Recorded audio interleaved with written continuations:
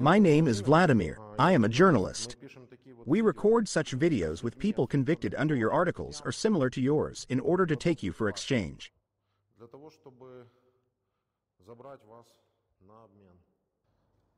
Okay, can we talk? All right, let's do it. Fine. Are you okay with recording and publishing videos? Yes. For YouTube. Okay. All right, then introduce yourself. Chernyshev Sergei Vitalyevich, 28th August 1965, the city of Marganets. What area is that? Dnipropetrovsk. Is that where you lived? Yes. Which article? What does it mean and how many years did you get? Article 111. What's that? It's collaboration, treason against the motherland. What is the collaboration?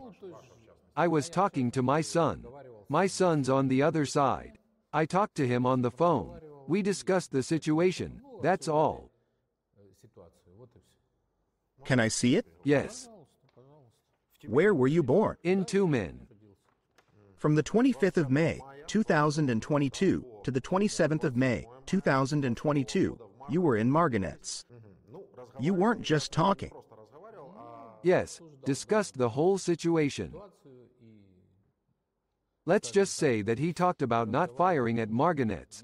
Otherwise from Marganets they will shoot at Energodar and there will be nothing left from it and from us. You said that it is desirable that there are no attacks on manganets, because manganets will be fired at Energodar. They will shoot at Energodar. The nuclear plant will explode and we will die. So you want to say that you communicated with him so that the city of Manganets would not be shot at? Yes. He is a member of the forces of the Russian Federation. Yes. Your son. At that time, he was already discharged after being wounded. Location of military bases and equipment on the recreation center grounds. The thing is, it wasn't there. See, here's the thing. Those were my assumptions. That's all. I made assumptions to him. It doesn't say you were there. It says you were talking. We talked about it. Mining and processing plant. I don't know how to translate this, but we speak in Russian in order to be listened to. It's the GOC. That's what they called it, all right. Were you there? No. You were talking about the military unit? I didn't say it was there. Did you say where and how it is located? I was saying probably all along the coast, including the coast, and yes, the military could be there as well. Military unit, a 0593 anti-aircraft missile forces. I said that the military unit is at the Cheka campsite, a mining plant. There is a campsite there. They can shoot from there and everyone will get hurt. Did you know there was a military unit there? No, I didn't know exactly, I assume. It's written like this here. I don't know if it's from your words or not. Command post, radar, launcher. Tell me, please, how can I know what kind of installation is there? What kind of radar could have been there? Well, let's say they describe what is there. Yes, but not what I've seen or know there. They write their assumptions and I write mine. You talked with your son for 2 days, told him where and what was located. Yes. According to your assumptions, you didn't admit guilt? No. No. The whole point is that nothing was found in my indictment. There is nothing. Everything is based solely on my conversations. I can read you the obvious confirmations, the evidence. Okay. A knife similar to a Japanese one. A knife is a knife. It's not relevant to the article. I'm not saying that a knife is Article 111. No. I can just read it. I am a former police officer. They are gifts. Where did you work? Smartwatch, GPS, and charging cable. It's not mine, it's the wife's. It was returned. Passport? Passport, of course. Okay, That's all the physical evidence. There's also a black sock for some reason. A grenade was tossed to me in a black sock. Where's the grenade? Why is there no grenade? Because the court didn't recognize it. The court did not recognize the grenade. Because she was planted. At trial, defense counsel proved that the grenade was planted. Phone and SIM cards. And there's nothing on the phones. You know what they say? A lot of people have proof. It's phones and photography and SIM cards and all that. I didn't have any of that on my phone. Security service? Yes. In your case, there is specifically what I have already read. Specifically what I was talking to my son. You were talking to your son, and your son is in the Russian military. He served before. You said to him, you know, we have a lot of troops here, there and there. I think so. I assume so. Yeah, that was enough. And how many years? 58. Not you. My son? Sentence. 15 years. Do you want to be traded? Yes. Where did you serve? In security. In security? Does that count as a full-time employee? Yeah, the militia. It's the police now. What year did you quit? 1999. What did you do then? Retired? No, air conditioning, satellites, CCTV, alarms. This is your pro-Russian position. Is it there or is it not there? Yes, I want to go to Russia. It is clear that you want to go to Russia. You face 15 years. You know, I'm not in favor of wars. I'm in favor of people agreeing and without any war. Getting along, that's the thing. I can't say for sure who's to blame. It's not one person's fault. Here's the thing, because it's both sides' fault when it starts like this. I will add a little more information to the information you have. At the beginning of 2014 in Donetsk, people came out with Ukrainian flags to the Ukrainian anthem and said, "We don't want any division and we don't want any separation." They started beating them there. People brought from Russia started beating them. The first deaths, and this is absolutely clearly recorded, were on the pro-Ukrainian side. Further, people with the opposite position began to be closed and imprisoned. Further, millions of people from these regions left for different places. I communicate with people from Donbass and only 10% of them were at this referendum. I'll finish the thought. And 1% of everyone only understands what they voted for.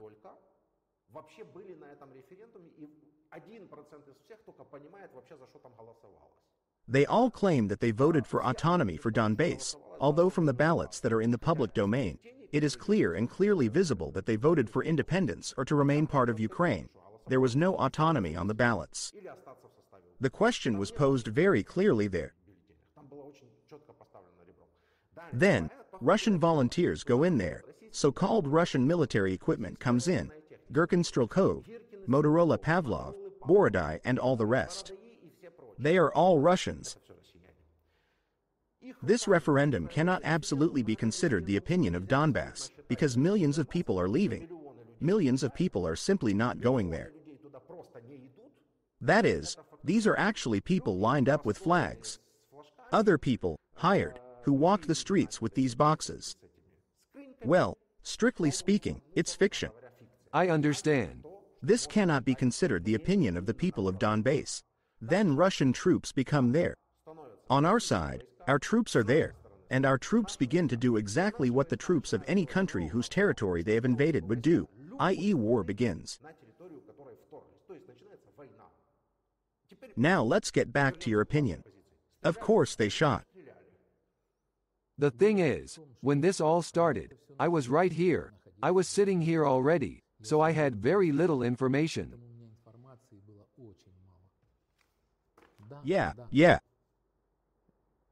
I was sitting here. I had a 10-year sentence. I served 7 years here, and I was released early. Got it. This thing. No, it's more than that. What article? 121. A beating? Article 121, Part 2. Who did you beat so badly that he died? I intervened, stopped the fight, and the man who was being beaten took a stick and hit the attacking man hard on the head. I was put in jail because the killer had money. He avoided jail, and I did 7 years. And no one was looking for the truth. Here. And yet you spent 7 years in prison. You had access to Ukrainian television, radio, mass media. You know there is. You've been watching this. There are very few televisions in this prison and very few opportunities to find out the news. I understand, but still you spent 7 years in the Ukrainian information space and, nevertheless, remained unconvinced in your opinion. They were shooting in that direction.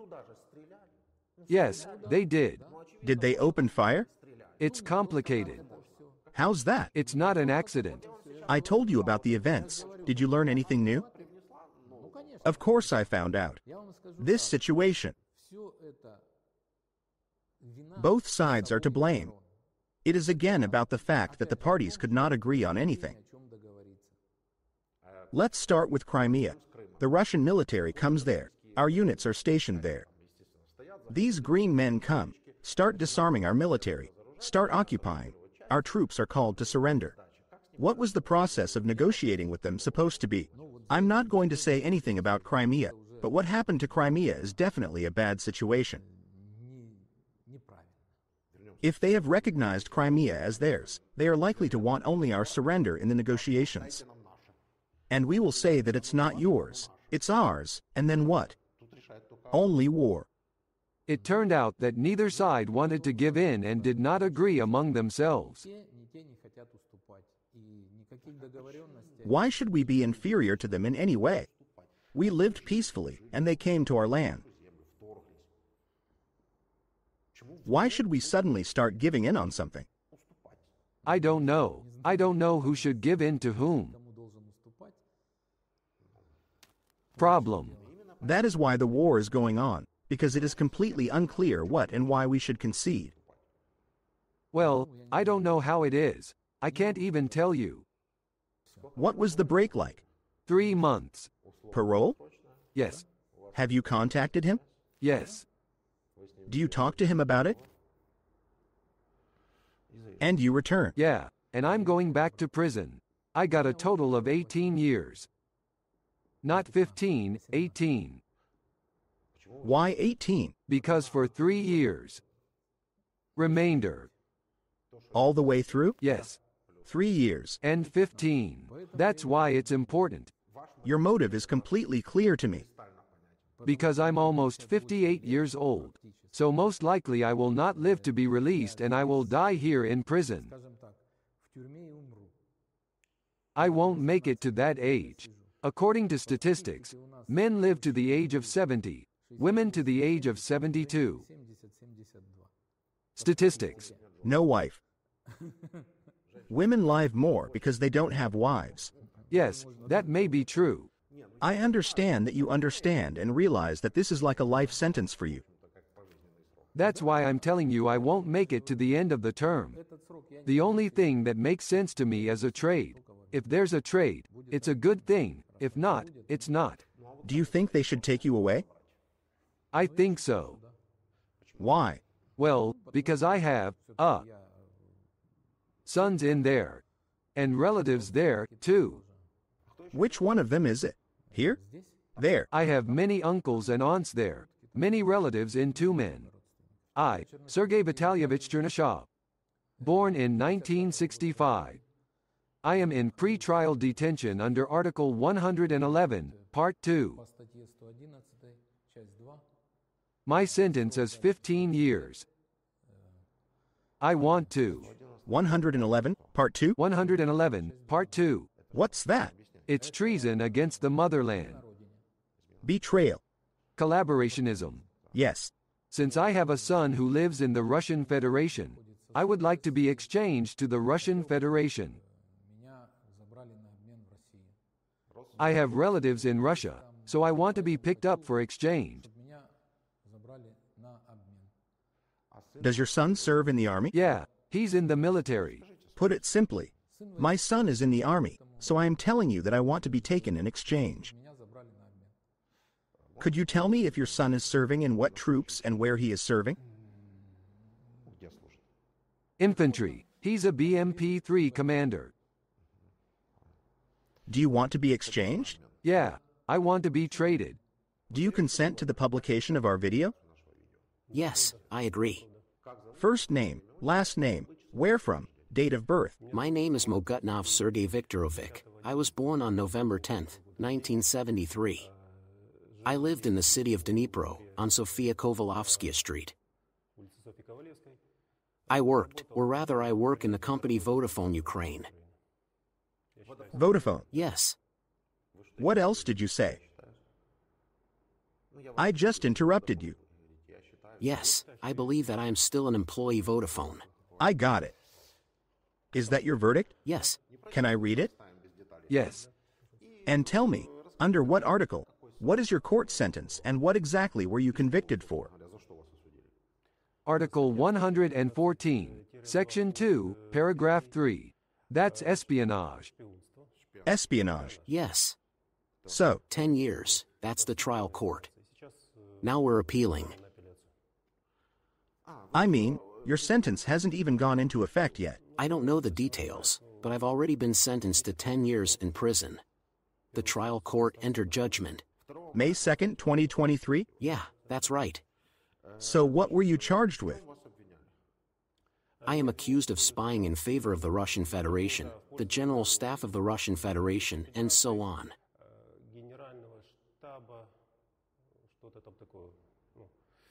What's more specific? Details? It's alleged that I've been transmitting coordinates of all sorts of military installations, strategic, not even facilities. Screenshots and then correspondence with representatives of a foreign country. That's it. Well, it says the following. I mean, I'm not claiming it's true, but I'm just asking you a question. What do you have to say about it? From the 24th of February to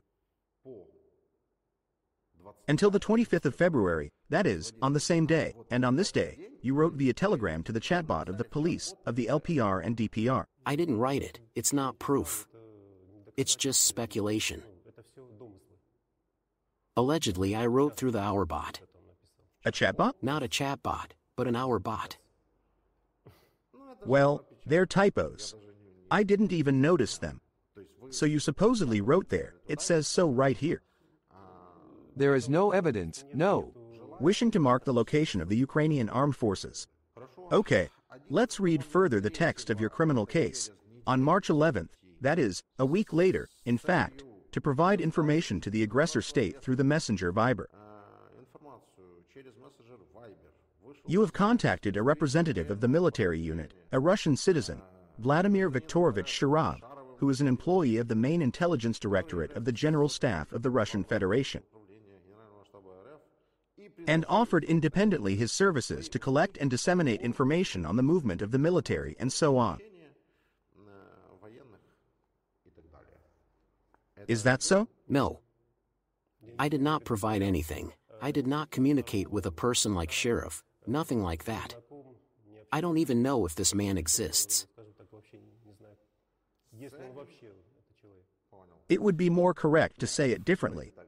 We don't know if a person with that name exists. Have you talked about this with other people on Viber?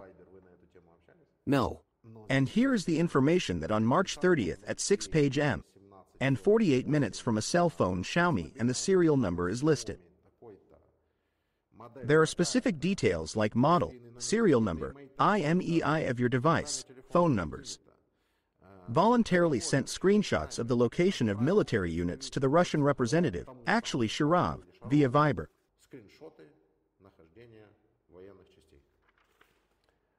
I have a screenshot on my phone. I was here specifically for work. There's a military facility nearby. I've been to this facility. Staff at the military unit asked Vodafone to host the equipment. I took a screenshot just for myself, to understand where the repeater antennas are put so you can see the span, whether it can be done. They had an assignment to make a section from here to Podgorodnoy. Did your lawyer attach this terms of reference from Vodafone to your case? But it's all there. Yes, this is exactly the Vodafone assignment. These are the people who have officially contacted Vodafone. I had this picture in my phone. I don't deny it. Did I hand over the photo? Further on in the text, we talk about the military unit.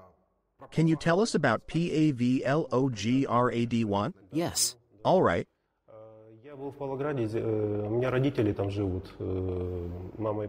It happened on Saturday, the 2nd or 3rd of the month. I heard a rocket fly by and explode at the side of the Pavlograd 1 railroad station.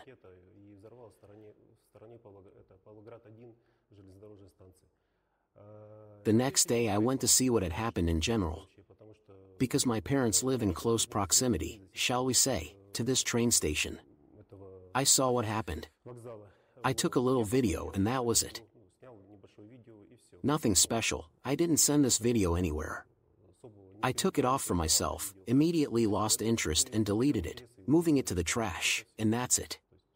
In the basket? Yes, in the basket.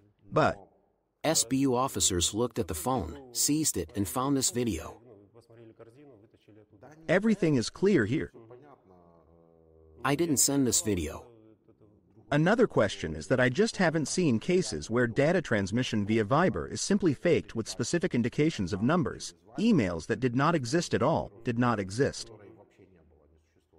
I am trying to prove this in court, namely to conduct an expert examination of Viber. But they are preventing me in every possible way and are not interested in it at all. My attorney and I have been trying to get in touch with a company called Viber. The service costs $200. The judge did not give a positive or negative answer. There was a formal request to the court, but the judge just ignored it. Are there even screenshots of your Viber in the file? Well, I mean, they usually take screenshots of your messages. Yes, there is. I was shown a video. It was a presentation mode video. There was a presentation made and shown. The video supposedly shows me writing messages. A message arrives, meaning that I supposedly agree to the task, supposedly I do everything. But in fact, this is not the case on the Viber server. I am more than confident, and I am trying to prove it in court. I got it. Next point. What about filming the convoy of vehicles?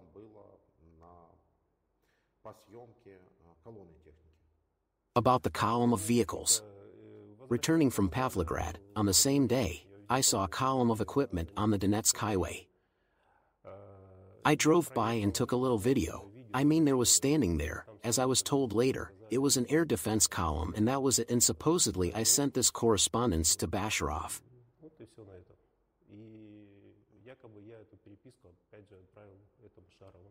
Why did you film this column? I made a video for myself. Well, for work, I'm interested in what's going on. Why? There is a column in the middle of the road. Next to a caravan, there are residential buildings. I somehow didn't understand why they were standing there, why they were placed there, why they were standing in a column. How it could affect and what it could affect. That's all. It's not like they can't fly. They have to drive somewhere. Stop. It was an ordinary Sunday afternoon. I didn't go to any sites. I didn't go to any military units. That is, I saw life. I filmed it. And the last question, apparently, if there's nothing else there. Why do you need the casing from an F1 grenade? Well, it's not a body. It's even got a fuse. Yes. It's a gift. Nice gifts. From SBU. From them? How can I have a grenade if I haven't served, never fired a gun, never threw a grenade? I don't know how to use them at all. And in the end, they found an F1 grenade, which they told me later that it had a fragmentation flight of 200 meters, if I'm not mistaken. I just had a grenade lying around in my car that was discovered.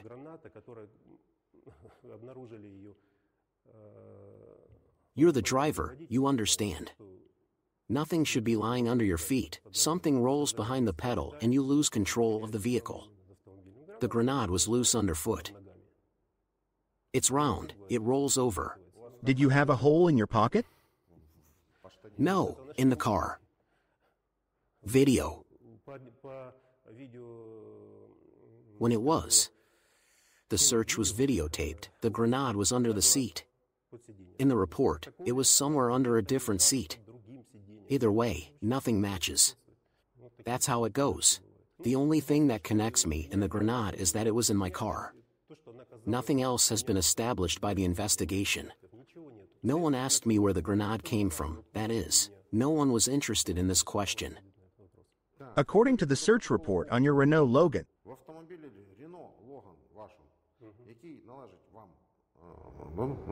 Обшук вказано транспорту за участю. В ході обшуку розпочато. Так. An object that looks like a grenade. The grenade was in a paper wrapper. What kind of package? Like a paper bag. There were no prints on him or the grenade. I don't think there are prints on the paper. If I'm not mistaken, there's only a trace of sweat. I'm not an expert. Me, too. I heard that somewhere. What else did you find? Just a grenade. And the rest. Here's the expert's report. Phone. Messaging history with Smart 190. Yes. His phone number. Russian number. +7. I'll cut it out. Okay. This is for me. Okay. What's your phone number? +3. This is the second and the first? The first one is Kyivstar. What phone? From a Vodafone service phone. Is this number available on Viber? I didn't talk to him. Viber is registered to this number. Is that number listed in the indictment? Yeah, from this number. From this number. The forensics were at the very end after the phone was taken away. I took a statement from Vodafone. The phone was on the network after it was taken away. For 2 weeks transmitted and received information. By the way, are the moments of your detention correctly stated here? Was it not the case, for example, that you had already been detained and at that time you were still allegedly at large? I was correctly detained on time. Everything was a little different. I was detained with violations. I am not interested in the procedural violation. I am interested in the fact that they tell a story that, for example, on March 1st, you were detained, and on March 2nd, there was activity on your phone. I heard this too. Isn't that your case? No. I have a slightly different story. I don't have the dates and file names matching. The file name should correspond to the name of the file creation. Here, let's say there are files.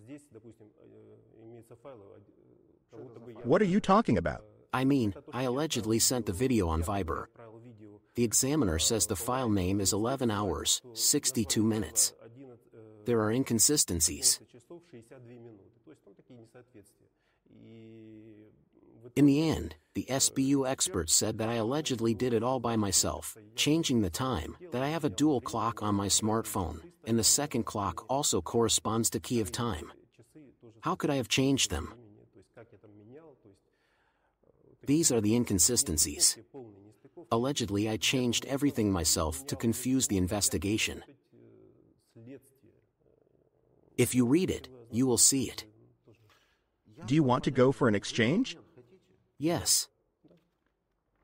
And how can this be? You are a Ukrainian. You have lived here all your life. You have been illegally convicted. You are fighting for justice and you want to be exchanged? If my knowledge, experience, skills are needed by another country, I am ready.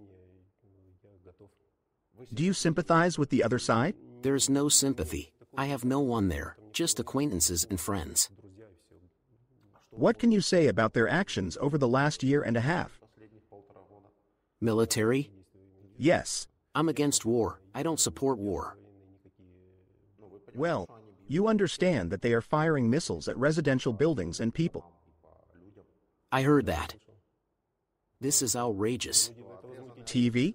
Yes, we don't have a TV. We don't have any communications. No phones. No internet. No radio.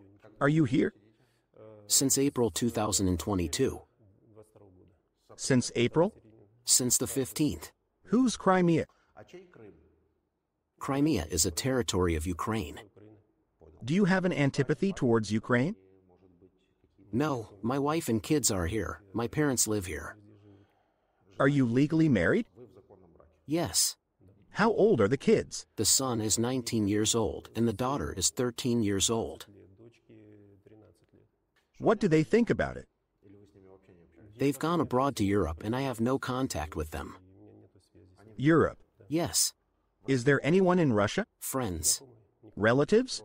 No, Mogutnov Sergei Viktorovich, born on November 10, 1973. I am an employee of the Vodafone cell phone company, convicted under Article 114-2, Paragraph 3 for espionage, an article which implies espionage. I am ready to go for an exchange to the Russian Federation. Give a deadline. The term is 10 years.